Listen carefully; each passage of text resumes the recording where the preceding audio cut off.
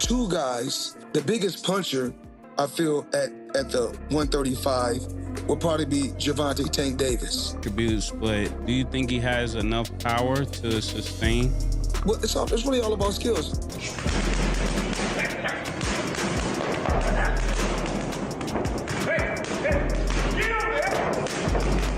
Tank can do the same thing the mentor did. That's what the mentors, they teach you how to do this thing the smart way.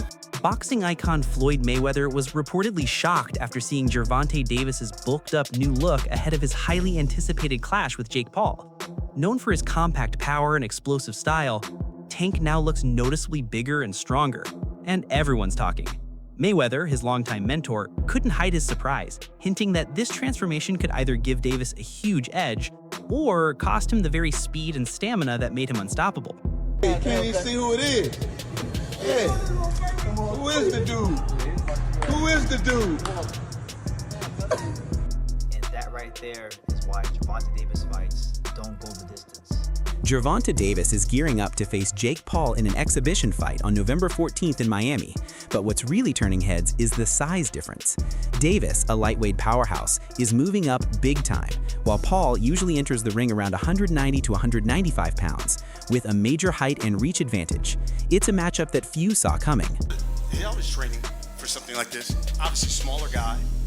How is this in the training aspect, Jake? Yeah, just a lot of punching down, practicing, hitting below my knees, and a lot of speed. We're sparring. That's what we need. We're sparring. Warm up. Some I know 8-year-olds. I got If the 8-year-olds in there. If I find out anything, I'm gonna beat your and I'm gonna beat Jaden on Love it. On my mama, I'm gonna beat both of y'all ass. On my mama. And he laughing. He know. He laughing. What are you talking about? What does he have to do with this? Let anything. You know what I'm talking about. Let anything. Nah, I don't have to say it right now. Don't worry about it. I don't gotta say it up here. Let anything happen. And I'ma show you and him back. Despite all the hype and flashy promos, insiders say Gervonta is locked in. Those watching his training camp describe him as laser-focused and intense. Analysts note his calm, confident demeanor at press events, a man on a mission. For Davis, this isn't just about money. It's about pride, legacy, and expanding his name beyond hardcore boxing circles. While critics call the fight a circus, Tank seems determined to prove he can chase both fame and respect on his own terms. And you can tell, you can just look at him and tell, like, no, this dude he's gonna get this money for sure, because there's so much money out there to be had. But Jake Paul better be not playing around, man. Not get cute, not play any games, don't hit him in the back of the head, don't rabbit punch him, don't do any of that stuff, man, because Mike Tyson, first of all, a lot of people think Mike Tyson was pulling punches on Jake Paul, and a lot of people think that Anderson Silva was pulling punches on him too. You're not gonna have a little Gervonta out there pulling punches on you, man, if you're out there playing games. So, I don't like the fight at all. However, as far as it being an entertaining situation, I almost guarantee you that fight itself is going to be entertaining. That it's going to be something that you look at and you're going to say, man, everybody's going to watch it. Everybody's going to want to know what happens in it. But at the same time, it's kind of like what people think, when you see a car crash. Like, you're driving down the road and all of a sudden the traffic gets heavy and you're like, man, I'm going to be in traffic for a long time. And then you drive forward a little bit and then you see, oh man, this is some accident on the other side of the road and everybody just slowing down to watch. That's the type of entertainment that you can expect from this fight between Gervonta Davis and Jake Paul. There's going to be a lot of people watching it, but I gotta say, man, you really can't blame the guy on what he's doing. And there's a lot of criticism flying on Gervonta Davis. It's not Gervonta Davis's fault that boxing took this turn. This turn of these exhibition fights and people not caring about the belts and all of that stuff came with Floyd Mayweather Jr., man. Mayweather has always reminded fans that Davis isn't just a knockout machine. He's a technician with true ring IQ. Floyd's praised Tank as one of the hardest hitters in his division, but also warned that raw power alone isn't enough. Without timing, footwork, and defense, power can become a trap. Still, Floyd once called him one of the best pound-for-pound fighters in the game. Dude, wouldn't we deserve to be in the pound for pound? Absolutely. Do Terrence Crawford deserve to be in a pound for pound? Absolutely. But what about Gervonta Tank Davis? He deserved to be somewhere also in a pound for pound. Why don't they give him that credit? Because he was affiliated with me. Floyd Mayweather helped mold Gervonta early in his career, signing him to Mayweather Promotions and teaching him not just how to fight, but how to think like a champion, inside and outside the ring. But over time, their partnership soured. By 2022, they officially went their separate ways, ending one of boxing's most talked about mentor-student relationships. And you black, giving back. So I was working with, I got a fighter, one of the best fighters out there today, Gervonta Tank Davis. I got it when he was young. I put him in a position. Now he's 3-time world champion. Their fallout ran deep. Once inseparable, Tank later claimed Floyd became controlling, limiting his opportunities, underpaying him, and never allowing him to shine brighter. Davis accused Mayweather of stifling his success out of insecurity, even calling him a scumbag during moments of frustration. What was once mentorship had turned into rivalry. First of all, Floyd don't never want to see no one like a fighter do better than them. How the say Terrence Crawford should fight? Gonna be there. That don't make no fucking sense. He don't never want to see nobody be better than him. I'm telling you. You next in line. This is your next in line. Is there like a last question, guys? Is there like a love-hate like yeah, I love the fighter. Like, I ain't gonna lie, if he was like chill, like he'll be the smoothest, but he's not. You know what I mean? He's a great fighter. And my bad. And you're good, man. And cause I don't want to say like he's just a scumbag, but it's like he's a great fighter, and sometimes he can be good, but it's like it's always I'm this. Davis says Mayweather's ego often overshadows the humility that should come with greatness. When a reporter called Floyd one of the best ever, he famously corrected them, saying he was the greatest, period. That relentless drive for recognition, Tank argues, sometimes comes at the expense of truth and respect. You're backed by arguably one of the greatest of all time, right? What are we rating ourselves on? What are we rating on? Okay. Well, we're going to know in the least amount of fights. I didn't have to have 70 fights or 150 fights, 300 fights. Did I not beat the most world champions? Yes, you did. Okay. And in the least amount of fights? Yes, you did. Who got the highest gate? Floyd Mayweather. Who made the most money? You did. Who was the most accurate fighter of all time? You were. So it's basically saying that... The greatest of all time. Okay. All right. Just a guy with a job. I have a job, though. So who would you fight next? And guess what? Your job don't pay like my job.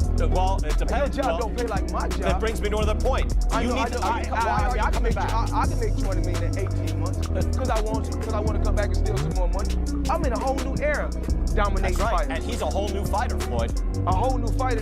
Oh yeah. And when I beat him, what they gonna say? Oh well, we knew this was gonna happen. Floyd Mayweather was a bigger fighter, or he can outbox him, or this. It's always excuses. Boxing legend Bernard Hopkins didn't hold back either. He claimed Mayweather Promotions held Davis back, not from lack of skill, but from too much control. Hopkins described Floyd's guidance as more restrictive than empowering, urging Tank to take ownership of his career. Coming from a respected veteran, it was a bold statement about the dangers of being led by someone whose ego outweighs their mentorship. I commend Tank on saying, hey, this is my career. You had yours. I respect you from buying me a chain, buying me this, buying me that, take me on a jet. All that's great, but at the end of the day, I'm only going by his interview. You seen it and I seen it.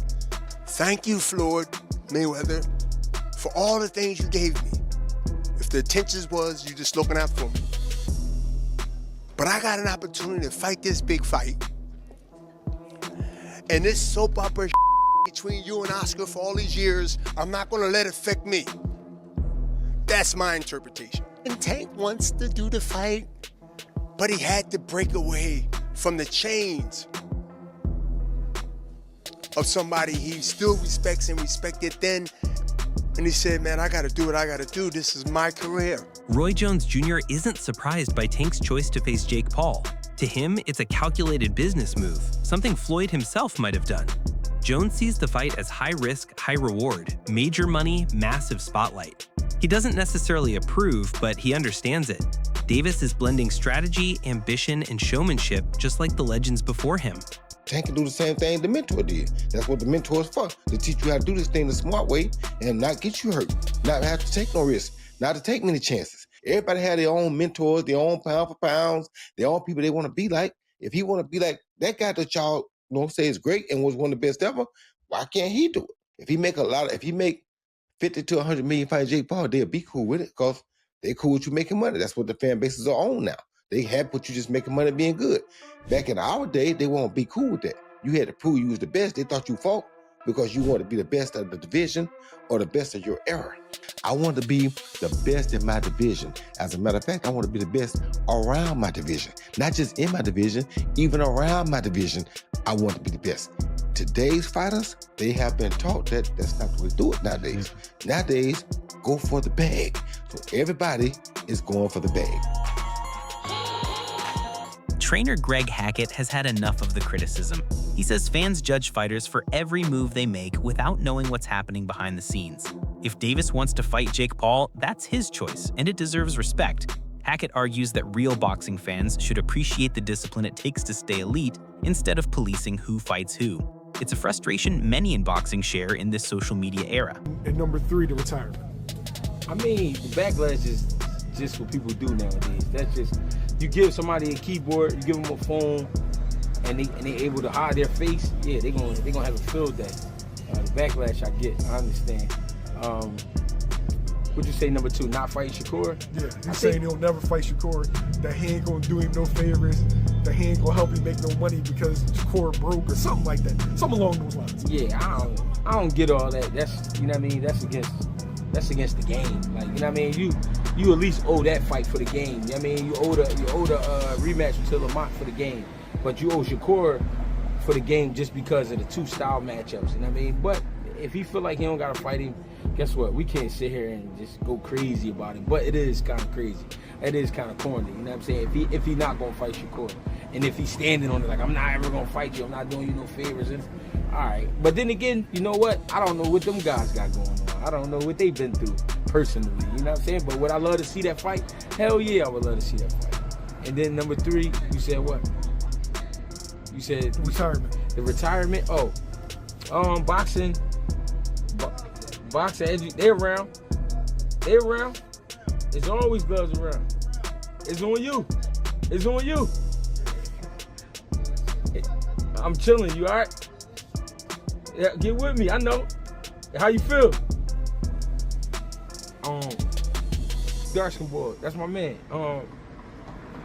The retirement is like he done a lot in his career, right? Not everything, but he done a lot. What people don't understand is this business is a lot. This whole experience is a lot. The shit these fighters go through is hard to explain. It's hard to explain because people, they can't see it, so they can't understand it. But it's stressful to the fighters because they coming from just getting ready to fight in the amateurs, being prepared, going out there, win, get it done, celebrate, all right, we back to the next camp. To now, marketing. You're talking about marketing. You're talking about lawyers. You're talking about all this shit that you just never imagined. You're like, why do I have to deal with all of this? Former world champ Holly Malignaggi didn't mince words either. He's long criticized the entertainment side of modern boxing and says Davis versus Paul is part of the problem. In his view, these exhibition fights blurred the line between real competition and spectacle, misleading casual fans. While he admits they're entertaining, Malignaggi insists they dilute the meaning of true boxing, where skill and merit should matter most. Paulie, knockouts, dude. Knockouts. People like knockouts. They don't care if you're knocking out. Manufacture that though. You can manufacture that though. You can manufacture. You can't manufacture. To a degree, you can. To a degree. I mean, you Destroy can't. Yeah, Frank Gervonta legitimately cannot get knockouts. I agree. He can punch, but there's a lot of limited knockout. He's active punchers in the game with the highest knockout percentage. Real knockout artist. Per champion. If he was a real knockout artist, prop him up against the best of the best. Felix Trinidad was a knockout artist. If you're a real knockout artist, prop him up against the best and show us how Felix Trinidad was doing it. You know, the way Mike Tyson was doing it in his prime. Okay, say what you want about the Mike Tyson era. He knocked out everyone from 1986 to 1989. Everyone got knocked out. Everyone that was there. Everyone that was there at that time. Teddy Ellis will 100% agree with this. With the expense he of would say the guys Witherspoon. that were afraid of him. With the exception of Witherspoon. No, but they all, doesn't matter. He knocked them all out. There was nobody you could say in that era except maybe Witherspoon, who had contract issues with King at the time. Oh, except for Witherspoon, there is nobody Tyson didn't fight in that era. He knocked them all out. You can't say like, oh, but if he would have fought that guy, I don't know. No, with Davis, this guy, yo, dude, when you gonna fight them? The lightweight division was stacked with talent. Even at 130, it had a lot of talent when he was there. Didn't fight almost any of them. So it's not the same thing as the Tyson era. You want to say anything about Tyson era? Fine, it wasn't as high level. But commentator Showbiz the Adult has a more optimistic outlook. At first skeptical, he changed his mind after seeing Tank's calm and confidence at the press conference. Showbiz noted Davis's composure and sharp focus, signs of a fighter who knows what's at stake. He believes many are underestimating Tank's technical brilliance and ring IQ, and that Jake Paul might be in for a surprise. I want this kid. Listen, I was feeling that Jake Paul was going to knock out Tank. This press conference made me feel a little bit more confident about Tank. I'm no cap. I know Tank wasn't saying much, fumbling over his words, seems bashful, but I'm looking, right? And I'm just like, bro, he doesn't feel that Jake Paul is an issue.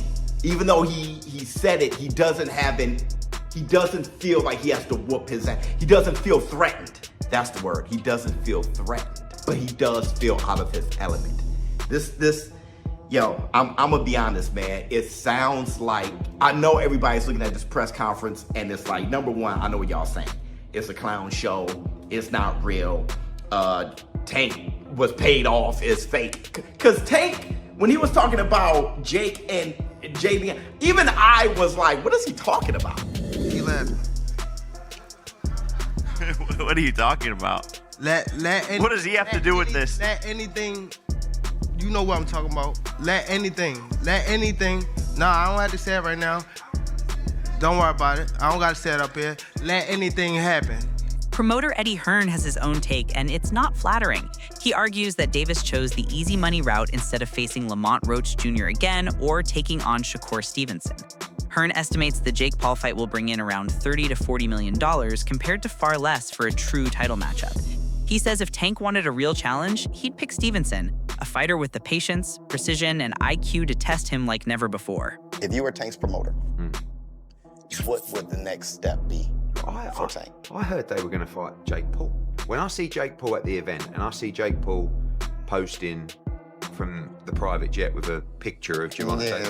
Yeah, but they had that for a reason. Do you know what I mean? Like, I don't know. You had to buy it, you had to get it made. Yeah, but I can't believe that fight was going to happen. But anyway, crazy stuff's happening. Yeah, you got to rematch Lamont Roach. You got to. It'll probably get ordered. That's the reality by the New York State Athletic Commission. But listen, they may have got lucky because the only fight for Tank outside of after Lamont Roach was Shakur Stevenson. Facts. Right? Now they've got another opponent that will do well at the gate because of the controversy. Yep. And it ain't Shakur Stevenson.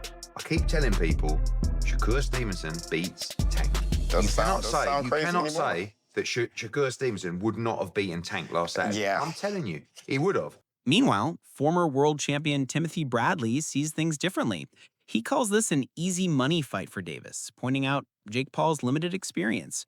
Bradley believes Tank's speed, defense, and timing will expose Paul fast, as long as he doesn't underestimate him. To Bradley, this matchup represents boxing's new era, where skill meets spectacle in ways fans are still learning to accept. In a sense, and say that it ain't fixed. Because check this out. Tank ain't gonna lose this fight. Hell no. Hell no. Tank ain't losing this fight. Too many holes. Man, Jake don't have enough experience. Yeah, man, this gonna be taking candy from a baby. You know, Jake is missing the rules. See, this is what happens when you don't grow up in the game. when you don't grow up in the game, man, at a young age, this is what happens. You know, you start reading your own press clippings. That's what Jake is doing. You know, fighting this lower level competition, and now he think he the ish. Now he think he the man. He ain't the man. You kidding me? He is not the man. Oh no, yeah, false sense of security. Now he trying to pick on small folks, right? You know, and I don't mean that in a bad way. Yeah, I'm just saying size-wise. Yeah, that's another thing, boxing one-on-one. So what's your take? Is Gervonta Tank Davis playing smart with this Jake Paul fight? Or is it a step backward for real boxing? Drop your thoughts in the comments. Let's hear what you think about the crossover fight everyone's talking about.